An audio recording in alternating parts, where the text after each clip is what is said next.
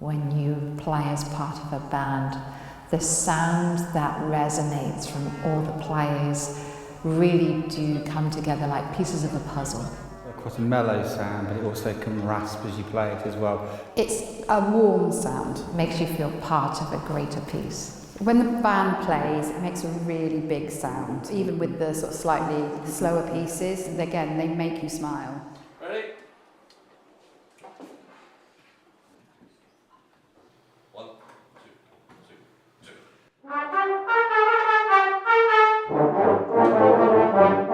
I have been involved with the band in one way or another the whole of my life, which is a long time. And since I've been playing in the band, I play horn most of the time, E-flat horn. It's sort of in between. It's not high, it's not low, it can be melodic, and it tries to play right notes. I have a connection with the band which no one else here has got.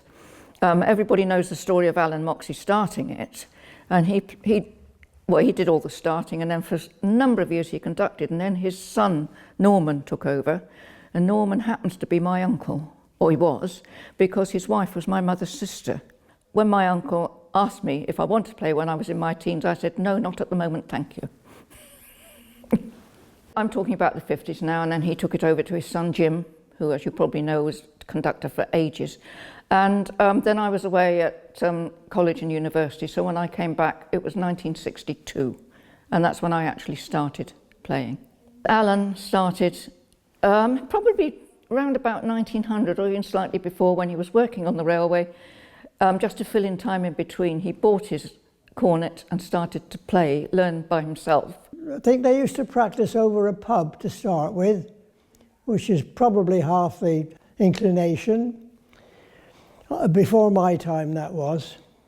Beyond that, it sort of growed like Topsy, I think. But they hadn't got a drum straight away, and they knew that they would have to be marching a lot. And so in 1906, they bought a drum and started playing, and it had to be lots and lots of marches and stuff like that, because there were no village halls. So it was all outdoor work, or most of it. And there's a photograph in 1907 with all bar two of them in very smart uniforms. So I can assume they were still buying uniforms by 1907. And then he must have done that. I've got a diary which says that for the coronation of George V, I suppose, they were playing at 2 or 3 things, they went out marching one day after the other, all outdoors, which is not like the band is now at all. And then he was still conducting then until, if it stopped during the war, that I don't know, around about then. And then his son Norman took over until 1950 something, and that's when his son Jim took over. So it was all family orientated. I did have a photograph of, there's me husband, me daughter, me sister and me niece, all together like playing. So, because go back years, Well, when Dad was playing in the band, they used to go to carnivals and march, in front of carnivals at Bridgewater, Wells, and several places, I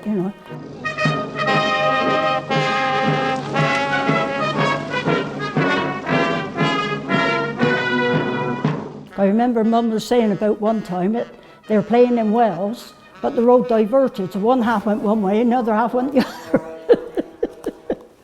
So it's obviously all brass instruments, but you've got typical brass band music would be your marches, so you've got that rhythm, that beat, where you have your different instruments taking the lead at different times within those marches, so whether it's a euphonium part or the cornet part, so it spreads the major parts out amongst the band, which is really nice. So we used to rehearse in a tin shed, really, out towards on the road to Mark. It didn't have central heating. It had sort of paraffin heaters and a generator. There was a couple of times when I was playing in the 90s that we had to sort of find temporary accommodation because badgers burrowed underneath. Another time, generator got stolen, so finding another place, because we couldn't. It often would be dark, particularly in the winter. You need light. So yeah, it's a good place, but obviously now we have all the mod cons in the village hall, which makes life a lot easier.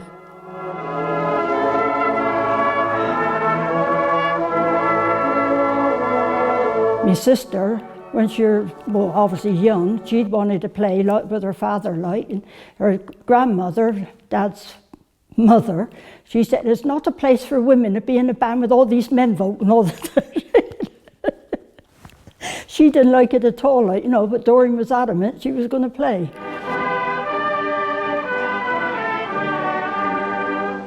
Things have altered now. I think there's more women playing instruments than what there is men. But Doreen did keep the band going at one time because we were down to about 8 players. She said, "Well, leave it with me." And she went round the village, got all the kids and got taught them to play, and that's what kept the band going. It was in about 1968-70. I was with my daughter in Wedmore and the band were playing there, and she was very taken with it. Now, personally, I wouldn't have crossed the road for a brass band, but she said she wanted to go. I could think of nothing worse. So I said, "When you're 10, I'll take you." And she started having a lesson, and I was sitting there bored witless. And underneath one of the benches was a broken tenor horn, a brass one, an old one, in 2 pieces. I'm the kind of person that can't bear anything that's broken. And so I took it home and repaired it, and the following week brought it back. And I've been with the band ever since. 50 years ago, nobody could afford hundreds and hundreds of pounds for an instrument. Now we can. I never reached the higher echelons of musicianship. I was good in the back row, but my main contribution to the band, I think, was repairing the music stands when they broke, which was on a regular basis. What was your background? What did you do for a living? Oh, I'd have thought it was obvious. I was a chiropodist. It's been arranged with conductors. Obviously, previous to this, it's been in the Moxie family right up to the 100th-year anniversary. Jim being the last Moxie to conduct us. Hark the herald angels sing. 1, 2, 3, 4.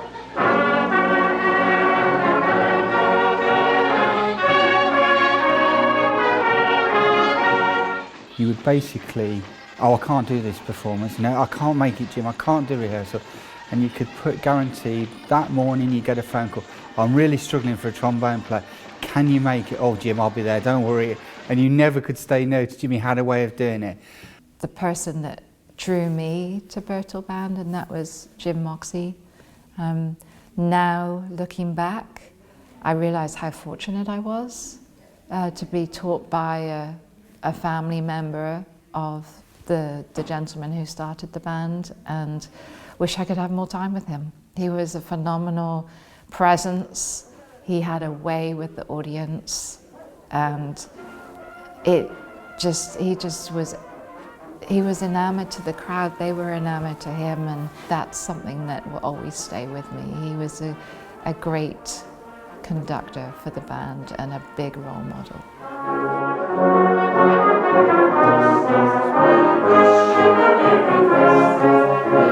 So when we're out playing at Fates, or we're playing in a concert on a stage, in a formal situation, you're always looking and hearing that feedback from your audiences. I think there's nothing better as a performer, no matter whether you're a singer, you're a dancer, or in our case, brass band players, to hear that clapping, to hear that stamping of the feet, to hear that singing along or humming along to a tune that we're playing.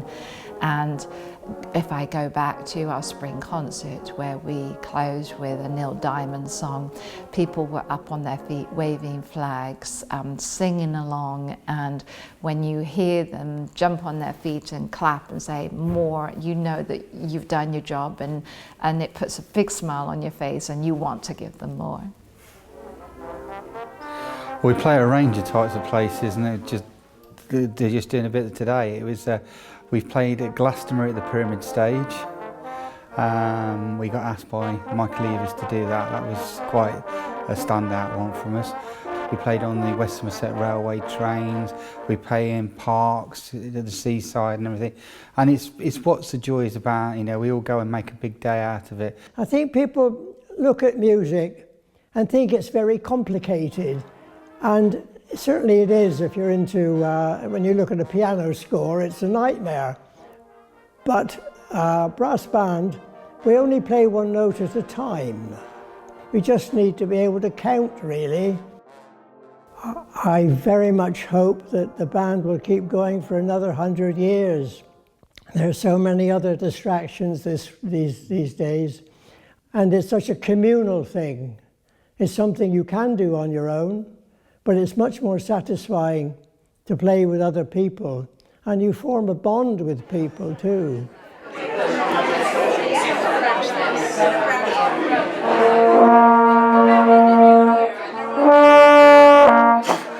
Brass bands are such part of British life, and I want to be it to be continuing on.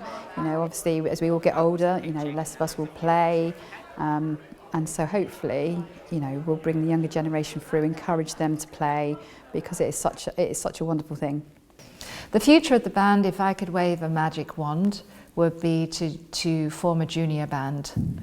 There's a lot of great players in the band that also like to encourage young members as well, and have them then join into the band as they get older. I feel that today there's not many establishments that have been around for over a century.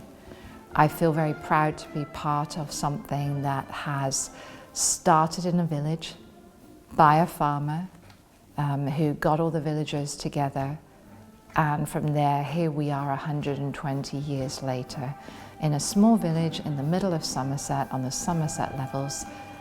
I think it's a phenomenal achievement that throughout the decades that the villagers, that the members of the band have all been able to maintain throughout those years.